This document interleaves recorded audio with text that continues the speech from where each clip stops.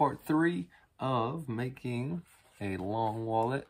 We are working on this veg tan long wallet. At this point, we've already connected everything. Everything is glued. We are at the final stages. Final stages now. We're gonna get this thing stitched up.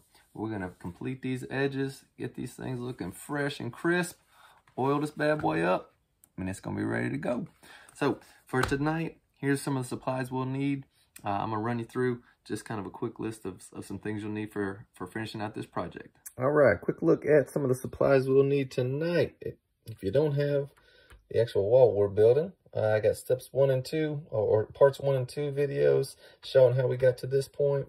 We're gonna do this by hand. So we're gonna hand sew this. So 2 needles, some thread.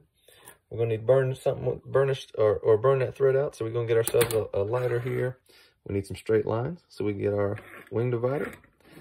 Some sort of, I'm gonna use this chisel set here and hammer. We're banging these holes in ourselves. If you have some sort of hole punch or something like that you want to use, that's totally fine. Some sort of burnishing agent. For these edges, we're gonna clean these things up, make them look pretty. Scissors, you always need scissors. Some sandpaper, that's also for those edges. Some contact cement. Actually, we already need contact cement. You might not even need contact cement. Put that to the side. You always need to start scratching off for some reason to make those holes a little bit bigger or anything. But that should do us for tonight. If there's anything else, I'll kind of add it along the way. But here we are for tonight. Let's get this thing finished. All right, so here we are. We are getting ready to clean this thing up, finish it off. I have my wing divider. I have it at 1/8 of an inch.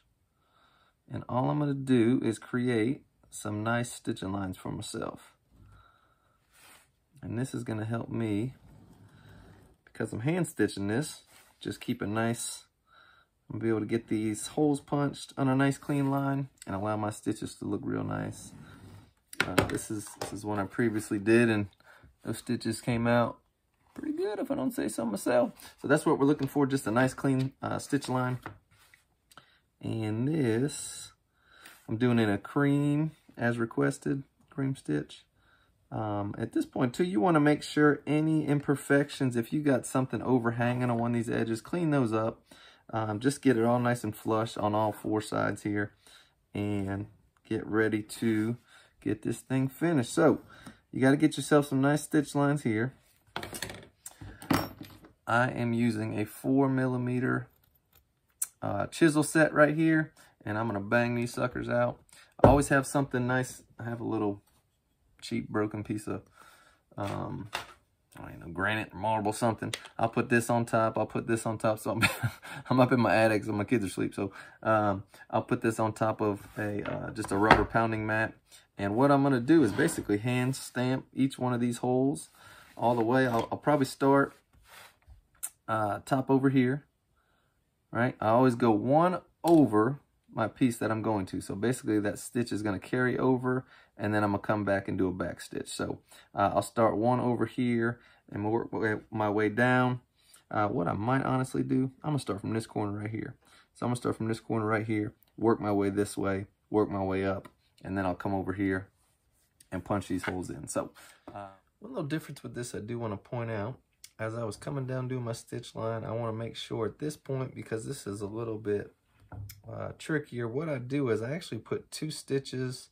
I stitch as I normally would, come up with my back stitch, but when I do my back stitch, I actually do 2 stitches around here. So what I've done, I've actually already took my gum trag and hit this and kind of finish those edges. And then the reason is because when I stitch this, I'm actually going to come over this, so I won't be able to do it later on. So this little section here, I'll show you how I do. You can just do a normal back stitch, that's totally fine, and it'll hold up. And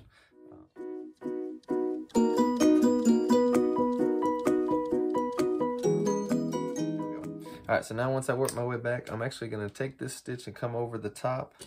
I usually like to take something here just to kind of widen this hole a little bit so I can work my way back through. And what I'm going to do is it kind of fell where it needed to. So it's going to come over here, and I'm going to punch it through this way and create, after my back stitch, create a stitch over the top here. So I'm going to do that. So both of them create kind of that loop in there. And I try to get these pretty straight so they look nice and clean. Tighten those up, and then work your back stitch again, and then do the same thing for the other two. Now again, you can do that once or twice. That's really a personal thing, but like I said, I had it in my listing, so I'm going to go ahead and make sure that I do it for my project here. All right, so I've got my normal back stitch. I'm going to get this a little bit wider. Come over to the top. Stitch right through there. And then what I'll do is I'll do one more back stitch after those, just for added protection there.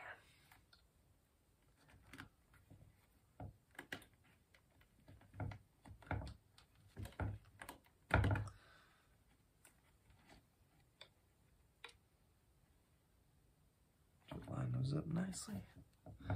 All right, and then to end the stitch, I'm actually going to, I'll do one more back stitch, but when I do back stitch this one, I'm actually going to come through halfway. So this is 2 pieces of leather here, and I'll take my scratching awl, and I'll kind of find where that hole is, and I'll punch in between those two. So I just want to create a little hole right in between those two. Let's see if you can see here. And what I'm going to do that for is so I can hide this thread. When I tie my knot, I'm going to tie that knot right into that gap there, so it gets hidden and you never see it on the back side there.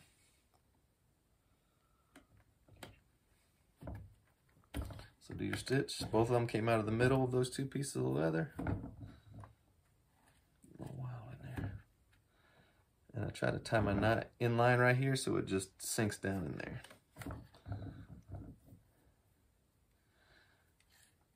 And a nifty little trick, I don't know where I picked it up. I might have just thought about it one day. But I'll take a little edge beveler and I'll stick it down in that crease, and then I'll pull these threads back against it. So that way it cuts those down in there. And then without any more work, my thread's kind of down in there hidden. I can touch that up again with some gum trag and it'll be disappear forever. So so anyway, I just want to show that piece of just a little accent right here. And then the rest I'm just going to punch out, and we'll be ready to get these edges done. All right, we got this thing stitched up looking good. Hopefully you got some nice clean stitching in there. Need any tips and tricks, I got a little video I put together. I'll put it in the description as well. Go check it out. But hopefully you're happy with it. This edge stand, it just takes the stitch so well. So I love how this thing is feeling.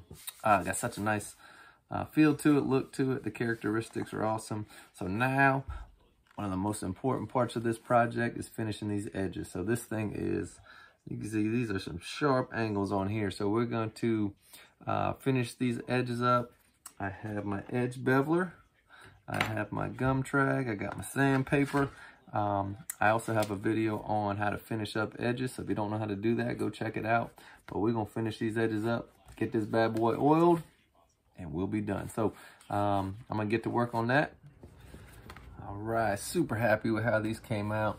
So I hit them with a little bit of sandpaper. Well, hold on. First I edge beveled. Cleaned off some of them sharp edges. Sandpaper, gum trag, sandpaper, gum trag, sandpaper, beeswax.